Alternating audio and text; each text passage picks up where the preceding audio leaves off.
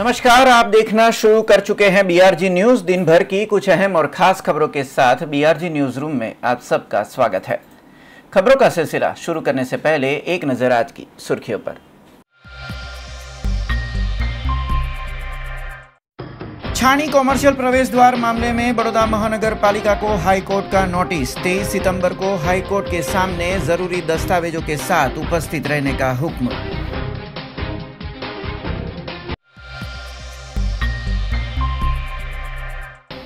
Rapid antigen test और RTPCR test की सटीकता के बारे में जीएमईआरएस अस्पताल के डीन ने दी जानकारी। देखिए ये खास खबर।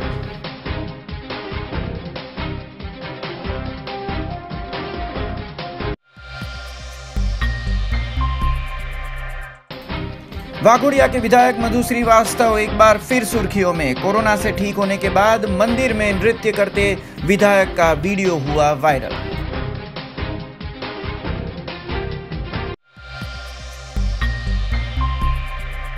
अब देखते हैं खबरें विस्तार से। खबरों की शुरुआत करते हैं बड़ौदा महानगर पालिका से। बड़ौदा महानगर पालिका के बड़ौदा शहर में कई काम ऐसे होते हैं जिसके सामने सवालों निशान उठते हैं, और ऐसा ही एक निर्माण छाणी में हो रहा है। छाणी में एक कमर्शियल प्रवेश द्वार का निर्माण हो रहा है, जिस निर्माण के 50 मीटर के अंदर ही एक निजी स्कूल का मुख्य द्वार आया हुआ है, जिसके चलते एसबीजी एजुकेशन ट्रस्ट की ओर से गुजरात हाईकोर्ट का दरवाजा खटखटाया गया और गुजरात हाईकोर्ट ने बड़ौदा महानगर पालिका के सामने नोटिस जारी की है। आने वाली 23 सितंबर को बड़ौदा महानगर पालिका को इस कॉमर्शियल द्वार के निर्माण के पीछे का उद्देश्य और उसके सहित की सभी दस्तावेजों के साथ हाईकोर्ट के सामने उपस्थित रहने का हुक्म दिया गया है। बड़ौदा शहर के एक प्रवेश यानी कि छाणी पे पालिका प्रशासन की ओर से एक कॉमर्शियल प्रवेश द्वार का निर्माण किया जा रहा है, जिसके सामने एसबीजी एजुकेशन ट्रस्ट ने आपत्ति जताई है। दरअसल ये प्रवेश द्वार का निर्माण का स्ट्रक्चर ऐसे बनाया गया है जिससे उसके पास आई गुजरात पब्लिक स्कूल छाणी के मुख्य प्रवेश द्वार पे सीधी असर हो रही है। स्कूली छात्रों को स्कूल आते समय और वापस जाते समय इस कॉमर्शियल प्रवेश द्वार से जान का जोखिम बढ़ा है। सर्विस रोड के लग के ही स्कूल का गेट आ रहा है, तब छात्रों के हित और सुरक्षा के मद्देनजर SBG education trust Gujarat high court के शरण में पहुंचा, जहां से स्कूली बच्चों के हित को ध्यान में रखते हुए हाईकोर्ट ने बड़ौदा महानगर पालिका को नोटिस दी है, जिसमें आने वाले 23 सितंबर को उन्हें जवाबदेही का हुक्म दिया गया है। 5/2016 થી કાર્યરત છે અને એની પહેલા બી આ જગ્યા હતી, એનો પ્રવેશદ્વાર આ જ હતો અને આ પ્રવેશદ્વારના મુખ્ય દરવાજાની સામે જ આ વસ્તુ બની રહી છે। ટાર્ગેટ બનાવવામાં આવે છે અને આટલું ગેટની વચ્ચેનો અંતર આટલો ખૂબ જ ઓછો રાખ્યો છે અને જેની ડિઝાઇન અને રિસ્ટ્રક્ચરિંગ કરે એવી અમારી રજૂઆત છે અને આ કોમર્શિયલ પ્રવેશદ્વારને અમે વખોડી નાખીએ છીએ અને આ કોમર્શિયલ પ્રવેશદ્વાર કાં તો બીજે લઈ જાય કાં તો આનું રિસ્ટ્રક્ચરિંગ કરે, રીડિઝાઇનિંગ કરે એવી અમારી નમ્ર વિનંતી છે। નામદાર હાઈકોર્ટમાં આના હેઠળ અમે અપીલ કરી છે, જેનું પિટિશન જાહેર કરી દીધું છે અને એ અમારા આર્ગ્યુમેન્ટના આધારે નામદાર હાઈકોર્ટે વડોદરા મહાનગર સેવા સદનને વડોદરા મહાનગરપાલિકાને એક નોટિસ પાઠવી છે, જેની અમે જાણ કરી દીધી છે વડોદરા મહાનગર સેવા સદનને અને તેમને 23મી તારીખના રોજ એ જવાબ આપવા માટે બધા આધાર પુરાવા અને કાગળિયા સાથે કોર્પોરેશનને હાજર રહેવાનું કીધેલું છે। कॉमर्शियल प्रवेश द्वार में दुकानों का आयोजन है, तब स्कूली बच्चों के हित में न हो ऐसी दुकानें भी यहाँ खोले जाने की संभावना है। तब स्कूल परिसर के 200 मीटर में किसी भी तरह की स्कूली छात्रों के खिलाफ होती गतिविधियों पर रोक लगाने का कानून है। तब इस तरह का कॉमर्शियल प्रवेश द्वार का निर्माण जो देश के भविष्य को खतरे में डाल रहा है, वो क्यों किया जा रहा है? इसमें किसका लाभ है, ये बड़ा सवाल है। वडोदरा महानगर पालिका द्वारा अमरा गुजरात पब्लिक स्कूल छाणीनी सामे एक्ઝેક્ટ गेटनी एक्ઝેક્ટ सामे आ कॉमर्शियल प्रवेश द्वारનું वडोदरा महानगर पालिका द्वारा आयोजन करवामां आवेल छे। જેમાં બાળકોનું હિત ખોરવાઈ રહ્યું છે. જ્યારે સવારના સ્કૂલના સમયે અને છૂટવાના સ્કૂલના સમયે જે અહીંયા ટ્રાફિકનો સમસ્યા થતો હોય છે, જેમાં વાલીઓ વેનો અને બસ દ્વારા અહીંયા મૂકવામાં આવેલ છે છોકરાઓને, એ સમયે જ્યારે સ્કૂલની આજુબાજુનો થોડો જગ્યા ખુલ્લો રાખે અને એવી જગ્યામાં અત્યારે આ ટ્રાફિકનો સમસ્યામાં આ કોમર્શિયલ પ્રવેશ દ્વારનો ટ્રાફિકના લીધે કોઈ છોકરાનું અકસ્માત થશે તો એનું કોણ જવાબદાર રહેશે? આ લોકો કોમર્શિયલ પ્રવેશ દ્વાર બનાવી રહ્યા છે, જેની અંદર નીચે દુકાનો મૂકેલ છે અને જે સ્કૂલના 200 મીટરના કાયદામાં જે આપણે બાળકોનું ના લારી ગલ્લા ના ખાણાપીણીના સ્ટોલ ને બધું હોવું ના જોઈએ, જ્યારે આ ભવિષ્યમાં અહીંયા ખાણીપીણીના સ્ટોલ ને લારી ગલ્લા ને માછી મટન ને બધા વેચતા થઈ જશે તો એનું કોણ જવાબદાર રહેશે? ને બાળકોને ટ્રાફિક રોડ ક્રોસ કરીને એ લોકો લેવા જશે અને કોઈ અકસ્માત બનશે વડોદરા શહેરમાં અને એ બાળકોને કંઈક અકસ્માતના લીધે નુકસાન થશે તો એનો जवाबदार कौन रहे? वहीं हाईवे रोड के बीच ऐसा भारी स्ट्रक्चर खड़ा होने से वाहनों की आवाजाही समेत राहदारियों को भी खतरा हो सकता है. तब आने वाले 23 तारीख को पालिका हाईकोर्ट के सामने क्या दलील देती है ये देखना होगा. પણ આમાં સત્તાધીશે વિચારવું જોઈએ કે આ સ્કૂલના બાળકોનો કેટલી તકલીફમાં આવી શકે અને આવર જવરને વાલીઓને જવાબ અમારે શું આપવો. અને આજે 21મી તારીખના રોજ લગભગ સરકારે એવું જાહેર કર્યું હતું કે સ્કૂલ ચાલુ થશે અને કદાચ આગામી દિવસોમાં સ્કૂલ ચાલુ થવાનો વારો આવે તો તમે આપ જોઈ શકો છો કે કોઈ જગ્યા વાલીઓને આવવા જવાની કે એક સાયકલ જવા આવવાની જગ્યા રાખેલ નથી મુખ્ય પ્રવેશ દ્વારના હેઠળ. તો આ અમારી રજૂઆત છે વડોદરા મહાનગર સેવા સદનને. भारतीय जनता पार्टी की ओर से जो सेवा सप्ताह का आयोजन किया गया था उसका आज आखिरी दिन था, जिसके उपलक्ष्य में बड़ौदा शहर के विभिन्न वार्ड विस्तारों में रक्तदान शिविर आयोजित किए गए. भारतीय जनता पार्टी के सेवा सप्ताह आयोजन का आज आखिरी दिन, तब शहर के विभिन्न वार्ड विस्तारों में रक्तदान शिविर का आयोजन किया गया था. ये तस्वीरें वार्ड नंबर 3 की है, जहां भाजपा युवा मोर्चा की ओर से रक्तदान शिविर रखा गया, जिसमें 100 यूनिट रक्त इकट्ठा किया गया था. कोरोना काल में लॉकडाउन और संक्रमण के खतरे के बीच रक्तदान से नागरिक दूर रह रहे हैं.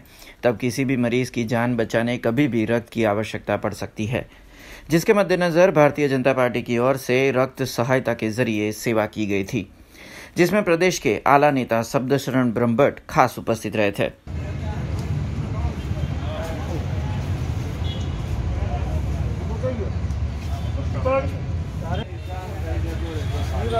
हाँ डिस्टेंस आगे थोड़ा ऊपर. हाँ 17મી સપ્ટેમ્બરે નરેન્દ્રભાઈ મોદી સાહેબનો 70મો જન્મદિવસ હતો. એને અનુલક્ષીને ભારતીય જનતા પાર્ટીએ 14 સપ્ટેમ્બરથી 20 સપ્ટેમ્બર આખું અઠવાડિયું નરેન્દ્રભાઈના જન્મદિવસને સેવા સપ્તાહના નામથી ઉજવવાનો નિર્ણય કર્યો હતો. અને આ સેવા સપ્તાહ દરમિયાન ભારતીય જનતા પાર્ટી દ્વારા સમગ્ર દેશની અંદર તમામ જિલ્લાની અંદર 70ના આંકડાને સાંકળીને 70 જગ્યાએ વૃક્ષારોપણ, 70 જગ્યાએ સ્વચ્છતા, 70 દિવ્યાંગોને સાધન સહાય અર્પણ, આવા વિવિધ કાર્યક્રમો કર્યા છે. એ શ્રેણીમાં આજે 20મી તારીખે છેલ્લા દિવસે સમગ્ર શહેરની અંદર તમામ વિધાનસભાઓમાં અને મોટાભાગના વોર્ડોમાં રક્તદાન શિબિરનો કાર્યક્રમ રાખવામાં આવ્યો છે. આજે વોર્ડ નંબર 3 દ્વારા રક્તદાન શિબિરનો કાર્યક્રમ રાખવામાં આવ્યો છે અને આજે રક્ત ભેગું થશે એ દર્દીઓને વિનામૂલ્યે એમના ઉપયોગમાં આવશે. અહીંયા બ્લડ કેમ્પનું આયોજન કરેલું છે. આ કોરોનાની મહામારીમાં હાલ જ્યારે બ્લડની અછત રહેતી હોય અને એ નિમિત્તે અમે યુવા મોરચા વોર્ડ નંબર 3, હું રવિરાજસિંહ અને યસ ગ્રુપના સહયોગથી આજે અમે અહીંયા અમિતેશ્વર મહાદેવ અમિતનગર બ્લડ કેમ્પનું આયોજન રાખેલ છે અને અમારું 100 બોટલનો ટાર્ગેટ છે. उसी श्रृंखला में वार्ड नंबर 5 में भी भारतीय जनता पार्टी युवा मोर्चा ने रक्तदान की पहल की, जहां बड़ी संख्या में स्थानिक निवासियों ने हिस्सा लिया था. युवा मोर्चा के सदस्यों का हौसला बढ़ाने विधायक मनीषा वकील भी मौजूद रही थी.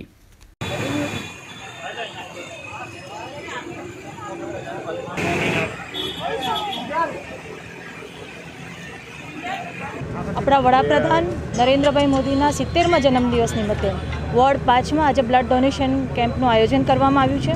ગયા એક સપ્તાહથી સેવાના ઘણા કામો થઈ રહ્યા છે.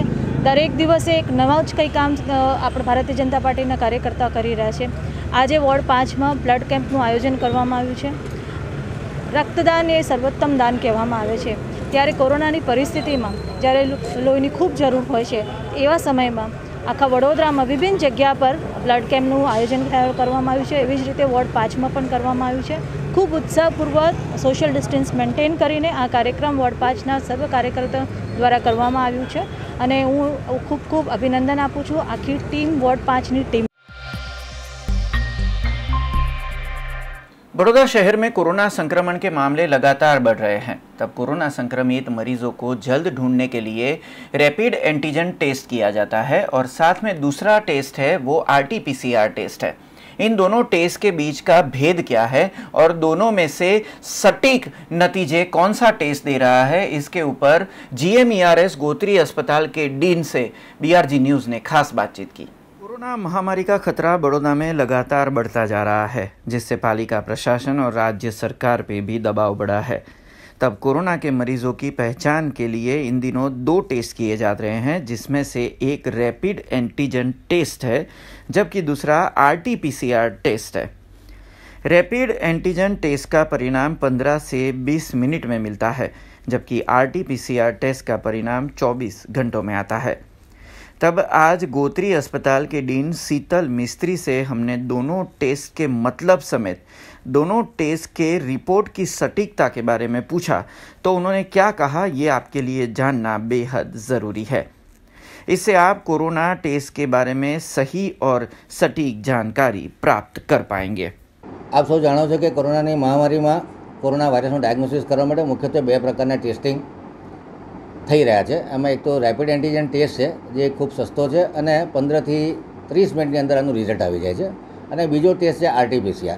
મુખ્યત્વે બંને ટેસ્ટમાં ફરક એ છે કે RT-PCR ટેસ્ટમાં આપણે વાયરસ જે નાકમાંથી સ્વોબ લઈએ છીએ અને જે વાયરસ સેમ્પલમાં જે વાયરસ આવે છે એનું આપણે એમ્પ્લિફિકેશન કરીએ છીએ અને એક વાયરસમાંથી 1 બિલિયન કોપી બનાવીએ છીએ.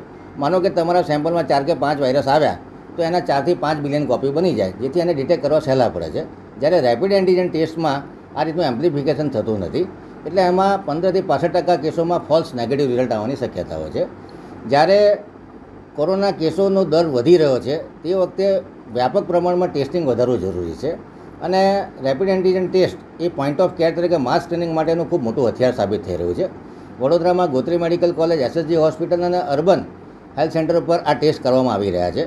જે લોકો પોઝિટિવ છે અને સિમ્પ્ટોમેટિક છે એમને દાખલ કરી અને તુરંત એમનું અર્લી ડાયગ્નોસિસ અને અર્લી ટ્રીટમેન્ટ ચાલુ કરી અને રોગ પર કાબૂ મેળવવાનો ખૂબ સારો પ્રયાસ કોર્પોરેશન તંત્ર દ્વારા થઈ રહ્યો છે. પરંતુ એક મુખ્યત્વે બાબત એવી છે કે જે લોકો નેગેટિવ આવે છે એ લોકો સ્વચ્છંદી બની અને માર્કેટમાં હરતા ફરતા રહે છે, લોકોને મળતા રહે છે. એમાંથી મેં આપને કીધું એમ કે 15થી 65% કેસોમાં પોઝિટિવ કેસો હોઈ શકે, તો એ લોકો બીજા લોકોને સંક્રમણ ફેલાવી શકે. જે લોકો નેગેટિવ આવે છે એ લોકો પાછળથી તાવ આવે, ખાંસી થાય, શરદી થાય તો પોતાના રીતે વિચારે છે કે અમને લોકોને કોરોના તો છે જ નહીં, અને પોતાના આ સિમ્ટમ માટે દુર્લક્ષ સેવે છે. અને ઘણી વખત અમારા ધ્યાનમાં એવું પણ આવ્યું છે કે 4-4, 5-5 દિવસ સુધી ફીવર આવ્યો હોય અને રેપિડ એન્ટીજન ટેસ્ટ નેગેટિવ હોય તો સામાન્ય રોગ હશે અથવા ખાંસી શરદી અથવા આપણે ઇન્ફ્લુએન્ઝા થયો હશે એવું ગણી અને ઘરે ને ઘરે રાહ જુએ છે. તાવ એક ખૂબ મુખ્ય લક્ષણ છે અને સાયટોકાઇન સ્ટોર્મનું મુખ્ય લક્ષણ છે. જેમ જેમ તાવ આવે એમ ફેફસું ડેમેજ થતું જાય છે. તેથી મારી સર્વે નાગરિકોને વિનંતી છે કે તાવના લક્ષણ તરફ બિલકુલ દુર્લક્ષ સેવું નહીં, અને રેપિડ એન્ટીજન ટેસ્ટ નેગેટિવ અને કોઈપણ જાતના સિમ્ટમ આવે તો RT-PCR કરાવવાનો આગ્રહ રાખો. ગવર્મેન્ટ હોસ્પિટલમાં દાખલ કરીને RT-PCR કરવામાં આવે છે, અને હાલ તો રાજ્ય સરકારે પ્રાઇવેટ હોસ્પિટલોને પણ ફરજ પાડી છે કે RT-PCRના રેટમાં ઘટાડો કરી જે પહેલાં 3000 રૂપિયા લેતા હતા એના બદલે હવે ફક્ત 1500 રૂપિયામાં થાય છે. એટલે જે લોકો એફોર્ડિંગ છે એ લોકો પ્રાઇવેટમાં પણ કરાવી શકાય છે, અને જે લોકોની આર્થિક સ્થિતિ સારી નથી પરંતુ સિમ્ટમ આવે છે એ લોકોએ તાત્કાલિક હોસ્પિટલમાં દાખલ થવું જોઈએ. સરકારી હોસ્પિટલ અથવા જે બીજી ગવર્મેન્ટ માન્ય સંસ્થાઓ છે જેમ કે સુમનદીપ છે, પારુલ હોસ્પિટલ છે, ESI છે, મેટ્રો હોસ્પિટલ છે, આ બધી જગ્યાએ ફ્રી બેડો રાખવામાં આવેલા છે. એટલે આ જગ્યાઓએ દાખલ થઈ અને આના ટેસ્ટિંગ RT-PCR કરાવવા જોઈએ. खबरों का सिलसिला यूं ही जारी रहेगा, पर उससे पहले लेंगे कमर्शियल ब्रेक, तो देखते रहिए BRG न्यूज़.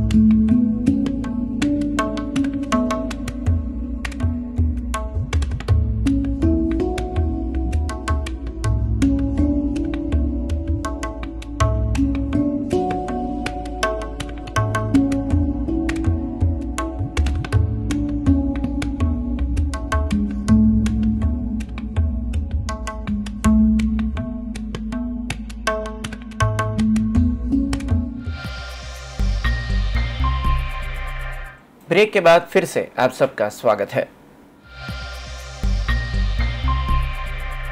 कोरोना संक्रमण के साये के बीच नागरिकों को होम्योपैथिक और आयुर्वेदिक दवाएं वितरित करने की पहल की गई थी। लालवाड़ा युवक मंडल की ओर से आज निःशुल्क सर्वरोग निदान कैंप आयोजित किया गया।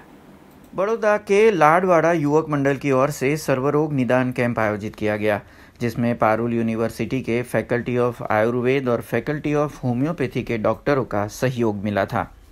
कोरोना समय में नागरिकों में रोग प्रतिरोधक शक्ति बढ़ाना बहुत ज़रूरी है। तब लाडवाड़ा युवक मंडल की ओर से आयुर्वेद और होम्योपैथी की दवाइयों का निःशुल्क वितरण किया गया था। वहीं ऑक्सीमीटर और थर्मल गन से नागरिकों की स्वास्थ्य जांच भी की गई थी। इस सर्वरोग निदान कैंप में 175 नागरिकों ने अपना हेल्थ चेकअप करवाया था।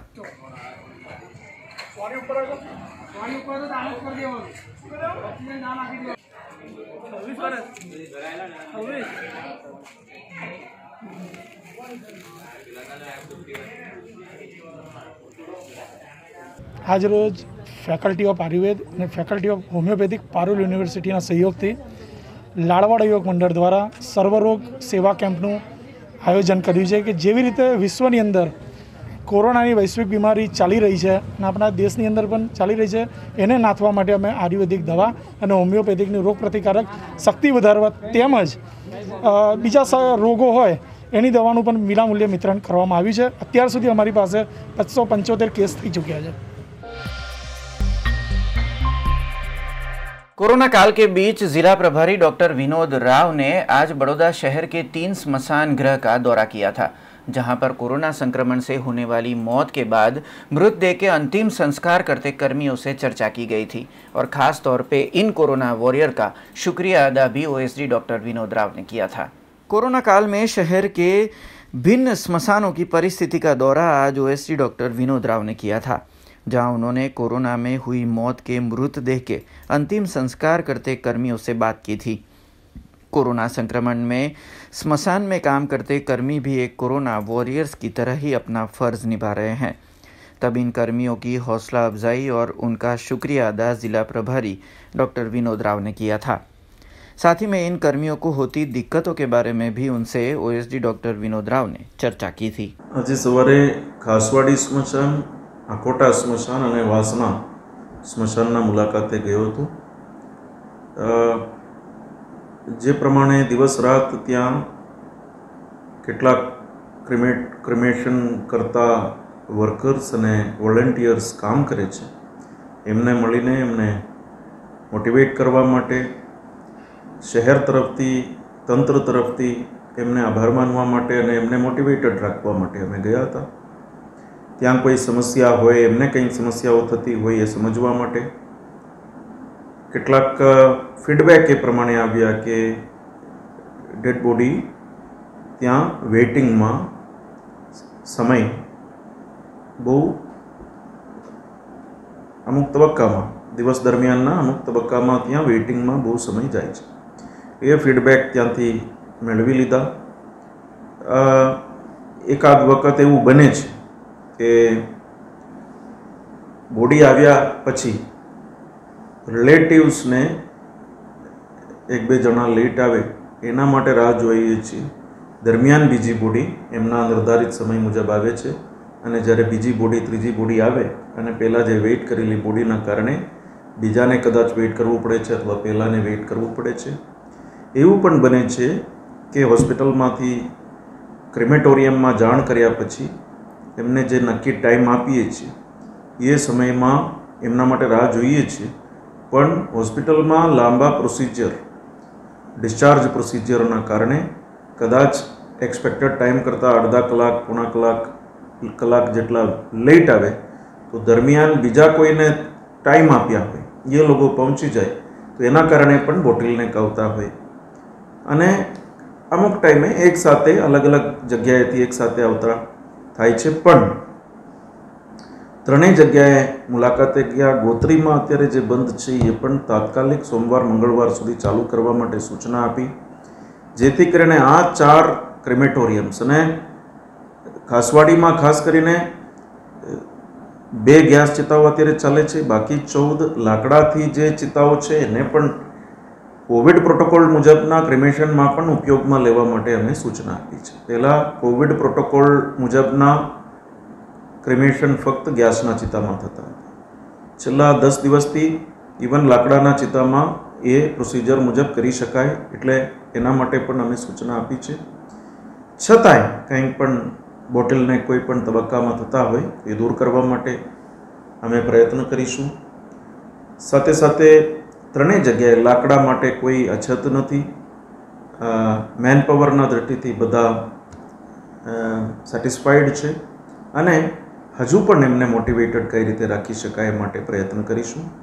ખરેખર સમગ્ર કોરોના સમયના જંગમાં સૌથી મુશ્કેલ કામ જે લોકો કરે છે એ પૈકી અમારા સ્મશાનમાં કામ કરતા વોલેન્ટિયર્સ અને વર્કર્સ છે। સાચા અર્થમાં કોરોના વોરિયર્સની કામગીરી આ લોકો કરી રહ્યા છે। તો દિલથી એમને અભિનંદન અને વંદન કરવા માટે હું ગયો હતો અને એમને અમારા તરફથી, તંત્ર તરફથી અને શહેર તરફથી અમારી લાગણી પણ એમને। नर्मदा जिले में बोडिया प्राथमिक आरोग्य केंद्र के लिए एक विशेष स्वास्थ्य सुविधा आज से शुरू की गई। नर्मदा जिला के कलेक्टर मनोज कोठारी के हाथों से बोडिया प्राथमिक आरोग्य केंद्र के लिए 10 लाख की लागत से एक एम्बुलेंस सेवा का आज से प्रारंभ करवाया गया। नर्मदा जिले में आरोग्य शाखा की ओर से स्वास्थ्य सुविधाओं में आज एक बढ़ोतरी की गई, जिसमें एक नई एम्बुलेंस सेवा की शुरुआत की गई जो प्राथमिक आरोग्य केंद्र बोडिया के लिए शुरू की गई है। 10 लाख की लागत से एम्बुलेंस ली गई है, जिसका आरंभ आज नर्मदा जिला कलेक्टर मनोज कोठारी ने करवाया था। कोरोना काल के इस समय में नर्मदा जिले के छोटे गांव के नागरिकों को आपातकाल में नज़दीकी अस्पताल में पहुंचाने विशेष सुविधाएं बढ़ाई जा रही है। तब आज बोडिया के प्राथमिक स्वास्थ्य केंद्र को एम्बुलेंस दी गई थी।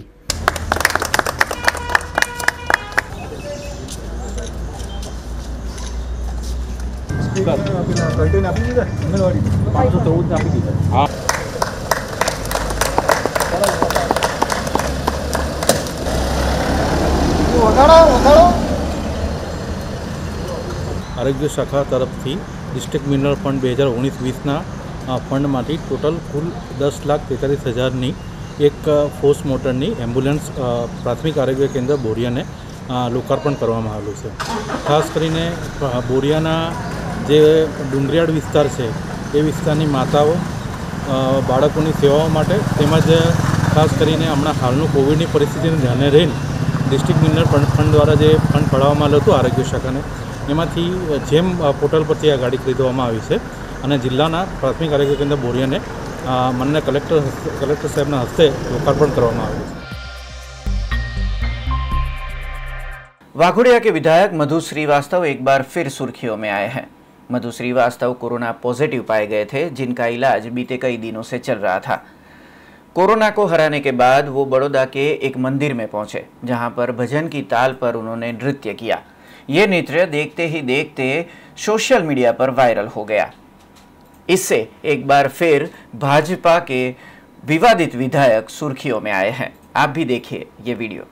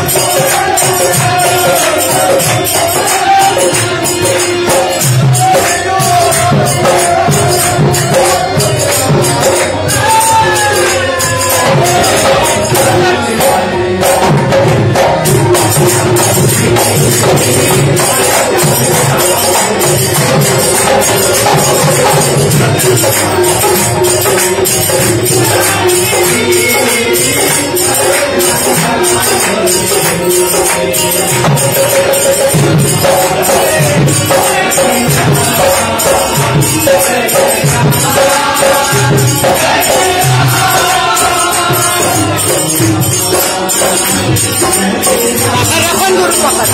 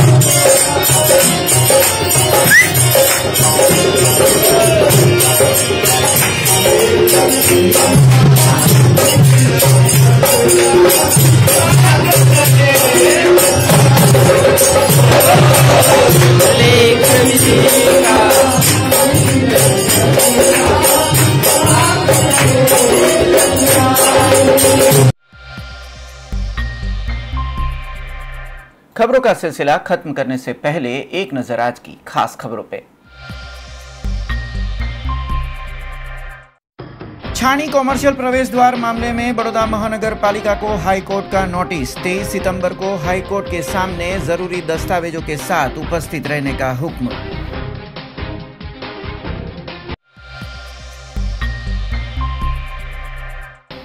रैपिड एंटीजन टेस्ट और आरटीपीसीआर टेस्ट की सटीकता के बारे में जीएमईआरएस अस्पताल के डीन ने दी जानकारी। देखिए ये खास खबर।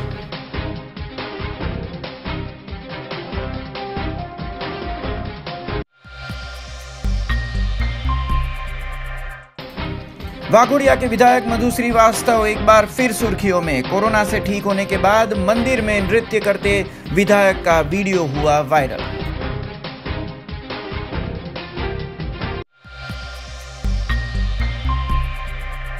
ये थी अब तक की खबरें। कल नई खबरों के साथ फिर से उपस्थित होंगे। तब तक BRG न्यूज की पूरी टीम को इजाजत दीजिए। नमस्कार।